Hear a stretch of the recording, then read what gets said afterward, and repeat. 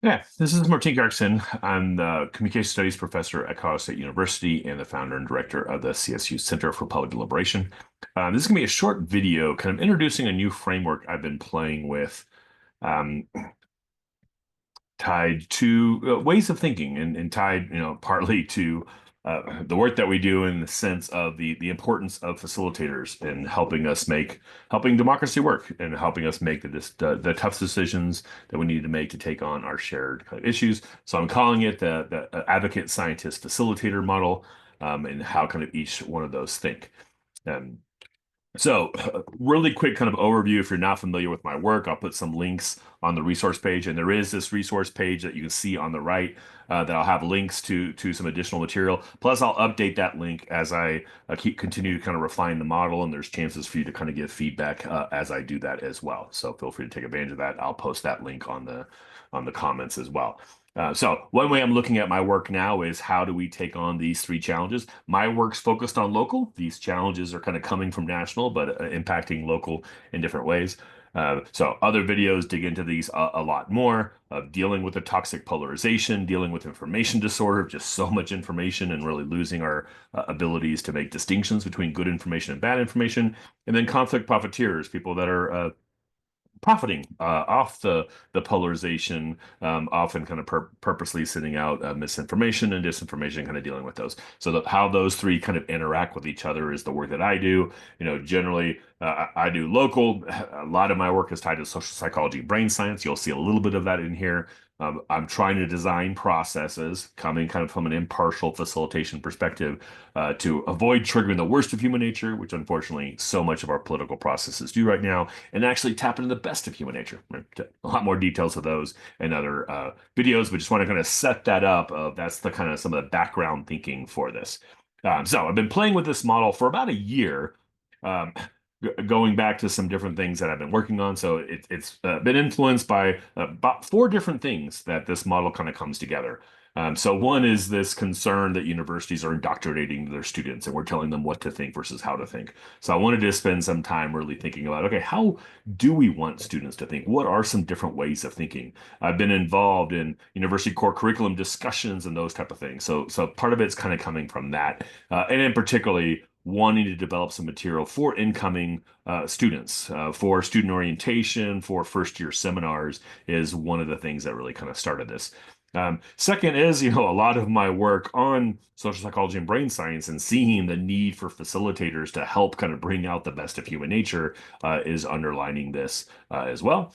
Um, and then, looking at campus with what we've had the last couple years of having protests, broader questions about free speech, and obviously those are now becoming national issues in some important ways. So how do we again talk to students to think about their different role, and how does free speech fit in here, and how does protest fit in, and how universities respond to these? And then lastly, Jonathan Haidt, a few years ago, I'll have a link in the resource page to his speech and the reaction to it, started this debate on the telos or purpose of universities. And his speech specifically talked about that universities can't pursue both truth and social justice. They kind of have to pick one or the other. That sparked a lot of different reactions, people disagreeing, people saying you can do both, and so forth. I've been playing with that for quite a while, and you'll see how that's embedded in this model in some interesting ways. But the most kind of direct response was reading Adam Grant's book, Think Again. So he's a social psychologist. I'll have a link to his book, and both, he gives given a lot of talks about this book. But this Venn diagram kind of captures part of the book where he talks about how preachers, politicians, and prosecutors and scientists think. And the overall kind of very quick summary of it is preachers, politicians, and prosecutors all kind of start with a conclusion, and they're thinking, unfortunately, really kind of falls into the motivated thinking, the my side bias, the confirmation bias that's natural to all humans. So it's a pretty low quality thinking, right? We tend to have some blinders on, and we're kind of missing some spots. Whereas the scientists are trained to try to overcome those problems of human nature, to go where the evidence leads them, to go, to seek the truth in some important ways. So overall, Adam Grant's argument is, hey, we need to be able to think again, right? We need intellectual humility. The world is complex and it's changing all the time. So for us to, go with what our brains are wired for, which is protect our current opinion, is problematic. We should think again. And the best way to think again is to think like a scientist. Right? I don't disagree with most of that. What I do disagree with, as you'll see in here, is scientists are really good thinkers for particular questions, but not necessarily. So they're necessary for me, but not sufficient. Because the bigger questions that we deal with in life, a lot of my work ties to wicked problems and these huge social issues that we're trying to deal with in a diverse, pluralistic society. And while scientists are critical to my work, scientists aren't sufficient. You can't think like a scientist into a way to figure out the best way for us to solve all our problems because our problems are wicked, which means our problems inherently involve multiple underlying values that don't fit together that science can't resolve for us, right? Another kind of direct influence was Julia Galef's work. Again, great book, and she's got a nice TED talk that summarizes this. She makes a distinction between the soldier and the scout, similar in a sense of, the soldier is I already got my point of view, and my job is to kind of complete my mission and to kind of push, which means you fall into motivated reasoning and problematic race, where, a scout again is going where the land leads them, right? They're starting with a blank slate and they're trying to map out. You can see some of the words here on the bottom right of the table of objectivity, discovery, truth seeking, and those type of things, right? And her argument is, hey, we need to think more like scouts, right? So with that, I started playing with, okay, occupational metaphors for ways of thinking. Here are just some that I kind of collected, right? And I was playing for a while of thinking like, yeah, I could create something that bounced around quite a few of these. But then as I started really thinking about this, it started kind of falling into three kind of main categories. That I actually had been playing with for quite a while. So this is a chart. You'll have a link to the entire kind of one-page handout tied to a publication I did quite a while ago. Now, thinking about distinctions between scientific inquiry, what I call strategic inquiry, and then deliberative inquiry, which is the focus of my work, right? And each of those are just a different way of kind of researching, different way of asking questions about the world. So scientific inquiry asks, what is, and it's kind of looking for, the discovery of valid information using primarily scientific observation, but, could be broader than that in some sense. Strategic inquiry, which I purposely framed that almost to be an oxymoron, because sometimes strategic inquiry is you're not asking the question. You've already kind of answered the question and you're looking for evidence, right? You've got a conclusion and you want to kind of convince people to think like you. You want to mobilize people. You want to kind of get change based on that. Actually, as I did this work, I started realizing as a teacher who've taught public speaking and persuasion classes and debate classes, how often my assignments were essentially asking the students to do strategic inquiry. I was asking them often to come up with your thesis statement, come up with your conclusion, and then do research to kind of fill in and to kind of, quote, prove your point. And I think now I realize that those are problematic assignments, right? Because they're not doing true inquiry. They're not asking a question and go see what the evidence lies. They're starting with an answer and then finding defense for that. And that's one of our things our brains do naturally that I think we should not incentivize or, train them to do even better. So deliberative inquiry is starting with the bigger question. And this is the heart of the work, the Center for Public Deliberation. Deliberation for me is always kind of tied to this question of, hey, what should we do, right? Particularly, what should we do about this problem that we're facing as a community? How do we work together to address that problem most productively, right? So some primary points before I kind of specifically introduce the kind of model. I like these typologies. So just to kind of from the beginning is a typology is a theoretical kind of a construct to spark good conversation. I like, coming from a climate scientist, like all models are wrong, some are useful. I hope this is useful. This is designed to spark conversation. These three categories, yes, maybe there's ways of thinking about purely being on one of these three categories. Most people are going to be existing in the middle between these three, leaning to different sides. Certainly options beyond these three that I want to spark conversation about what other kind of options, how does an artist think, how does a philosopher think, and how that kind of fits in, right? But I'm sticking right now with these three as a particular way to get at some important questions I think we need to get at, right? Part of my argument is the world needs all three. We need advocates, we need scientists, we need facilitators. As you'll see, I have some preliminary kind of initial things still digging into this a lot more of what are the the strengths and blind spots and weaknesses of each. The more we recognize that, right? Part of this goes back to the social psychology that we're really good at seeing the upside of our perspective and the downside of opposing perspectives, right? So if you're an advocate, you see all the reasons advocates are great, and you probably see the blind spots and the shadow side of the facilitator, the scientist, and vice versa. So part of our job here is, hey, let's map out the full kind of upside and downside. And ultimately, I'll end this video with, hey, how do we work together to make sure we get the stuff on the upside and try to mitigate the downside as much as possible, right? Um, One key argument I do make, I'll say my bias from the beginning, being a facilitator and being someone who runs the Center for Public Deliberation and has been training students to be facilitators for the last 20 years. I think we need more facilitators, right? My knowledge of the social psychology of brain science and working for 20 years on issues in the local community, democracy is hard. Our brain is not wired for the kind of talk and engagement that we expect in a pluralistic society. So facilitators help our brains work better. Going back to my initial slide of the notion of good facilitation can help avoid activating the worst of human nature and actually tap into the best. We need the best of human nature right now to take on our challenges well, right? And I talk often with students that I do believe that the superpower of 21st century leaders is going to be the ability to bring people together across perspectives and address our shared problems. This is a key aspect of facilitation, right? Uh, Initially, this was developed for incoming students in colleges and universities. So part of what we want to kind of is lay out these three, and then kind of convince them that, hey, by the time you graduate, you need to develop the skill set, the toolkit to do all three of these, and then ultimately have the wisdom, the knowledge to be able to decide in any particular situation, hey, what's the best way of thinking that I can think to help my organization, to help my family, to help my community in this particular situation, right? So that's the layout. Is like you're not picking one of these. You probably naturally are inclined to one of them. You probably naturally have skills and personalities and skill sets for one. But the best idea is, hey, we need all three.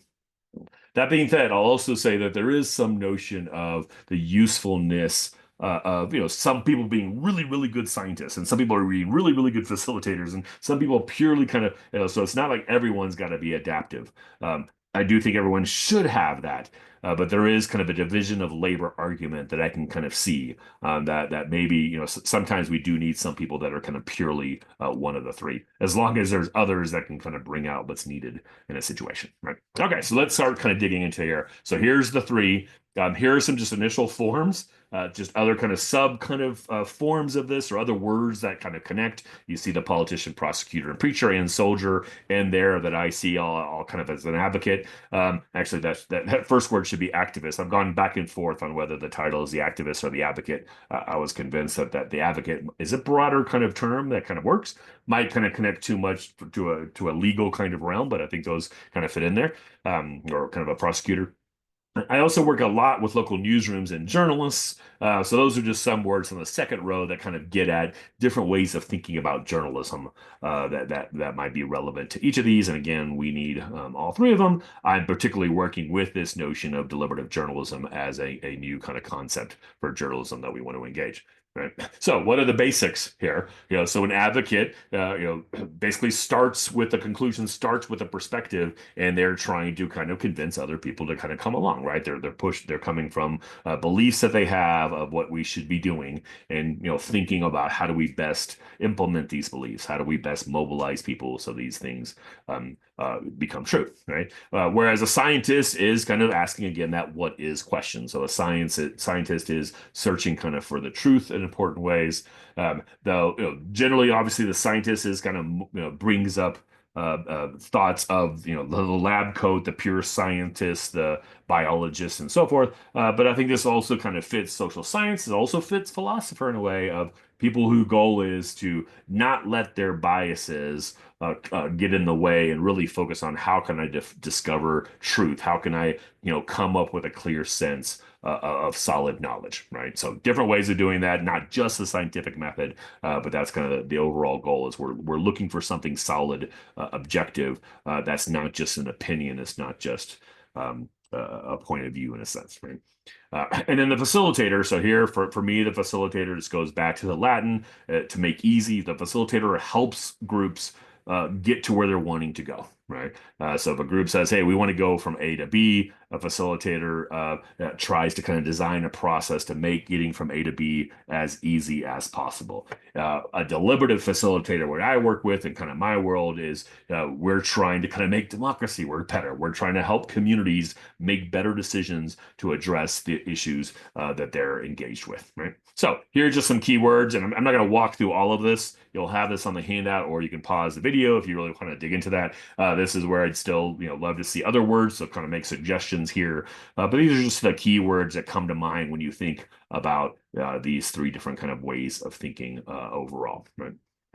So a key aspect of this is what kind of goes back to Jonathan Haidt's work in the telos of the university, is to think about what's the telos of each of these? What's the purpose? What are they trying to achieve? And for each of these, I frame it as the pursuit of a key value. And that framing is important because all these values, these are complex terms or contested terms. It's more of a striving for an unreachable ideal. We're trying to we're pursuing this, knowing we're not actually ever going to purely get there, but the closer the better in some ways. But part of framing it this way in terms of these telos is these are contested terms that we need to have deeper conversations about. Right. A lot of my work, I'll put a link in the resource guide of how do we talk about values and how values can be used as weapons to divide us and mobilize our side, and how values used more appropriately, like I try to do with Wicked Problems, can help us kind of come together and can help us kind of see the complexity of issues and how we need to work together on them, right? So the first for the advocate is the pursuit of justice. And this is important here, and I do frame it as justice, not social justice, in the way that Jonathan Haidt kind of talked about the tension, because social justice is the particular progressive framing of justice, right? Whereas justice itself is a broader term, and in Haidt's work in the Righteous Minds book, talks about how both progressives and conservatives appeal to justice, but do it in a different way. Right. So justice, there's lots of different perspectives of justice. In a pluralistic, diverse society, we're going to have competing kind of views of that.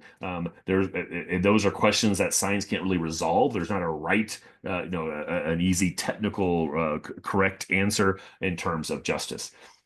So this is a big part of our work. The founding of the field of public deliberation kind of goes back to how do we deal with conflict in terms of moral differences, moral disagreement, right? And competing visions of justice and what is fair and how society should be organized and how society should deal with inequalities and so forth all kind of fit in here, right? But the idea is people have a perspective of justice and they're pursuing that. They believe, hey, society should follow my view of justice as we go through, right? Second is the pursuit of truth, right? So scientists pursue truth. Again, this is not as easy as it seems, especially in a society that believes in liberal democracy. I'm certainly coming from that perspective that we want to be careful ever saying, hey, we have found the capital T truth and no one should ever question it, right? Certainly influenced by John Stuart Mill and the notion of free speech, of allowing bad speech, allowing wrongs. We always want to challenge the truth. We don't ever want to, the truth can never be questioned. We never want to assume that we've got it all figured out and we're infallible. So the process of science, in a sense, is not necessarily kind of discovering truth. A lot of science is falsification, right? Is identifying what's wrong and what's not true, and therefore kind of what's left is higher quality, right? So again, we need all three. We need good information. With the information disorder, where there's so much information now, and our ability to make distinctions of sense making, of elevating good arguments and exposing bad arguments has struggled. So this is where we need scientists. We need good information to help us make better decisions. But as you'll see, we can't just purely rely on scientists because science is not really a decision-making model. Science is a discovery-making model.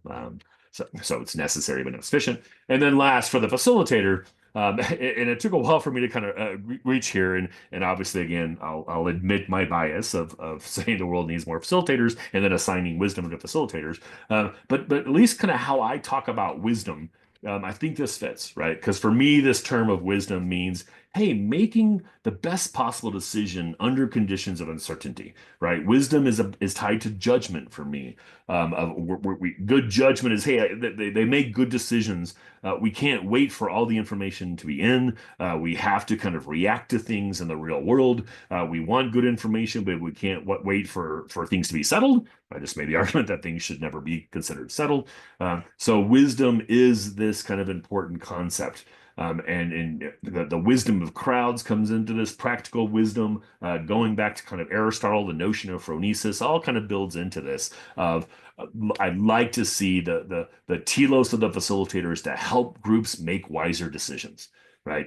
In that moment, doing what they can, using a broad toolkit to help spark wisdom. The book that I'm currently writing that's all into this is probably going to be titled Wicked Problems, Wise Communities, to try to bring back this notion of wisdom. But part of wisdom is knowing what you don't know. Part of wisdom is kind of intellectual humility, right? So that becomes this important part as we go through. But the heart of the facilitator, hopefully start getting a sense of this, is the facilitator can bring out the best in the advocate and the scientist. We need the good information, the knowledge from the scientist. But we also need the emotions and the values and the challenges and the various conceptions of justice from the advocate. But when we have a process that's dominated by advocates, we all might be kind of talking past each other, right? When we have a process dominated by scientists, we have really good information, but we struggle making decisions together, particularly on those kind of big moral issues, right? So the facilitator is the one that comes in to kind of help, okay, how do we take this raw material, the emotions and the values and the passions from the advocates and the good information and the facts and the knowledge from the scientist, and make that connection to making decisions together to actually doing something. And that for me, again, the deliberation is this word of, we're weighing options to make choices. Deliberation is talk that's designed to lead to action. And so that's how wisdom kind of comes in with that, right? Another quick way of thinking about that is, I like to do a lot of these X leads to Y kind of questions, particularly within this framework of looking at fact value policy claims, where again, I'll leave that to another video. But the advocate says, hey, we should do X, right? Because X leads to Y. Y is their conception of justice. Y is their conception of the good. That Y is a good thing. We should do X because it will lead to Y. The scientists ask, well, does X lead to Y? What's the evidence of that, right? Can we kind of look at history? Can we, whether it's logic or science or experimentation, how often when we do X does it lead to Y? But also beyond that, what else does X lead to Y, right? A lot of both within science and deliberation is this question of when you're looking at cause and effect, what are the intended consequences? What are the unintended consequences? What are the positive, the negative consequences? The whole world. Our brains, because of motivated reasoning, we tend to focus on the positive consequences of our actions and the negative consequences of our opponent's actions, and we're blind to the others, right? So the scientists can help us of really digging into, hey, what do we know about this that can kind of fill that out? It can also kind of be backwards because if you're talking about a problem and the conversation is what's the root of the problem, it becomes, hey, did X lead to Y, right? Instead of, so it might be a future framing or a past framing if you're looking for, what's the root causes, who do we want to blame, right? So that question, does it also lead to why is a positive consequence for the advocate? Does it also lead to why it might be the unintended negative consequence that's embedded in it, that the advocate might be kind of blind to or prioritizes differently? The facilitator, in a sense, asks, "Hey, what should we do?" That should be we. What should we do? Right? Should we do X? If it also leads to both Y and Z. So now we're debating, we're weighing the options between the value of Y and Z, what different people would also kind of prioritize differently. So the facilitator is asking kind of the broader question that brings, again, both the facts from the advocate, the facts from the scientist and the values and passions from the advocate.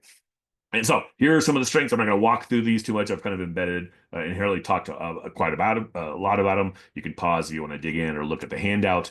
Right? But these are the strengths. This is when we need the advocates in some important ways. We need all three as we go through, right? And then they all have blind spots or toxic forms. Not going to do it here. I use polarity management a lot, so you'll kind of see that framework of, hey, the top is the stuff that we want to get to. The bottom is when we overemphasize that too much, when society is dominated by one of these. And I do, hopefully fairly, recognize that no, like there's a downside of facilitation, right? The quote lately I've been using a lot is like, you don't want to build a bridge between the arsonist and the firefighter. And overemphasizing facilitation, overemphasizing impartiality can lead to a both sidesism, can be blind to conflict profiteers or to issues of power, or if everyone's opinion is just as good as everyone else's, then we're blind to kind of making distinctions between a good argument and a bad argument, right? So that's the downside of facilitation. I think I've already talked about the downside of the scientist, right? They're focused on facts, which are critical, but they don't tend to do well with values. They don't tend to have mechanisms from a scientific, technical perspective to deal with mortal disagreement. And then the problems of the advocate, I see them in some ways as two big kind of groups of problems. One is, how do they come to the position of having that strong position of what their perspective of justice, right? You start with a conclusion, and then you're thinking as an advocate on how to kind of support that decision. If they came to that decision in a bad way, by having blinders and seeing just one side of the issue, well, then their position is problematic, right? They're overconfident, they're blind to criticism. But the other aspect of advocacy that we're seeing is complex is advocacy can often backfire, right? In a polarized environment, advocacy can kind of create the mobilization of opposing bias, as E. Snyder would kind of talk about, right? So even if the advocate's position is kind of a strong position, how that advocacy is done can be problematic to a democracy, right? So how do we kind of negotiate these tensions in some important ways? Again, the facilitator can help here of taking seriously the concerns of the advocate, but doing it in a way, hopefully, that can better engage a broader community kind of come across, right? So these are just kind of some uses of the model. This last slide, thinking about some of the questions that you kind of dig into. Again, from that perspective of this being a typology, it's not that there's these pure forms of each of these. It's a theoretical distinction, ideally to kind of spark conversations. Lots of combinations, lots of questions of, hey, when should I be? There's tons of work out there in the world that has influenced me of the tension between the advocate and the scientist. The honest broker work done by Roger Plesky. Hopefully I'm pronouncing that right. Kind of gets at that a lot. I'll put a link in there. So that's a lot of bit back and forth. But then also the same tension. I just did a webinar for NCDD that I'll put a link to, of the tension between being a facilitator and an advocate, right? And should you purely be impartial, or when you become an advocate? And this is one of those dangers that both science and facilitation, when we cross too much into becoming an advocate, we start losing credibility in some ways. Or Jonathan Haidt's argument in his speech about the telos of social justice versus truth. Once you're serving social justice, his argument is it harms your science, right? It brings back your brain's kind of problems with motivated reasoning. So those are some of the kind of questions embedded in this. Broadly, I'm wanting to expand our skill. We need better advocates, we need great scientists, and we need skilled facilitators. So how do we think about how we're training our students starting in K-12 and certainly in higher ed to do all three of those? People already in a position, where are your skill sets here, and where might you kind of shore up your skill sets to help you kind of have all three and then know in a particular situation which one's kind of most used. And as I've said a few times, I do think while we have a lot of advocates, a lot of scientists, we need more facilitators. The challenges I started with in democracy are significant. And I think our best way forward is going to be facilitators that help us negotiate these tensions, help us dive into the knowledge that we need to make better decisions. Right? So thank you. Love for you to engage. Again, this is the first video I've done for this, getting it out in the world, still playing with it quite a bit. So engage on the resource page. On the resource page, that you can email me, but there's also just an anonymous survey chance if you just kind of want to give some feedback as you go through.